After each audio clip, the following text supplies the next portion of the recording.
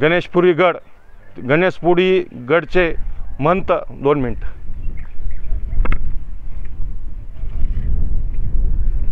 वरी आम्ही आज महंताचे दर्शन घेतले आणि मी आज खरंच तुम्हाला इतिहास खूप मोठा आहे इथला, पण ह्याला टाईम लागेल तुम्हाला सांगाय. हे मठ म्हणजे जागृत देवस्थान आहे. इथे श्रद्धेनं लोक येतात, भक्त येतात. आज महंत बाबा थोडं 1 मिनिट सांगा तुम्ही काय.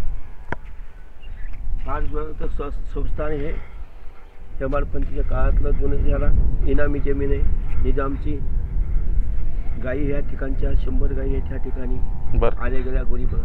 बरं इथला गंगेचा इतिहास काय थोडासा. इथलची गंगा इथून गोदावरी ह्या डोंगरावरून 15 किलोमीटर दूर आहे.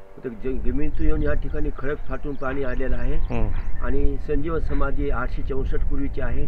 तसेच महंत जागा परंपरेची आहे आणि ह्या ठिकाणी भक्त लोक आहेत, त्यांचा कल्याण पण होत असते.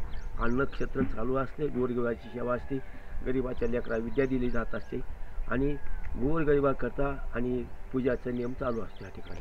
बरं आता इथं गाई आणि गो किती शाळा आहेत, गाई वगैरे कमीत कमी 100 गायी आहेत.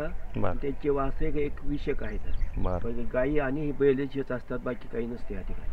मग आता इथं अजून कितले म्हणजे काय अजून काही उदाहरण काही असे आपल्या गणेशपुरी गडाचे तीर्थक्षेत्र रूपानं नाही की या ठिकाणी अजून काही भक्ताला उदाहरण इथले काही बरेच भक्ताची मनोकामना पूर्ण होतात. अन्नक्षेत्र चलते, लोकांची सुसायस करतात, ते काम होऊन जाते. त्याच्या प्रकारची परंपरा चालू आहे. ही आता असणारी रेणुका माता संस्थान आहे, त्याच असणारे नवरात्र चालतात, दत्त जयंती चालते, गणेश महाराजाचा महाशिवरात्रीचा काय इथला म्हणजे थोडा यात्रा भरती असणारी. परळी बद्रीनाथच्या आसपास हे गणेश महाराज गणेशगड आहे. त्या ठिकाणी शिवरात्री 4 दिवसाची यात्रा भरते, अन्नक्षेत्र चालते, सप्ताह वगैरे होते, हरिनाम चालू असते, विद्या चालू असते. असं असतं धार्मिक स्थळ आहे मोठं.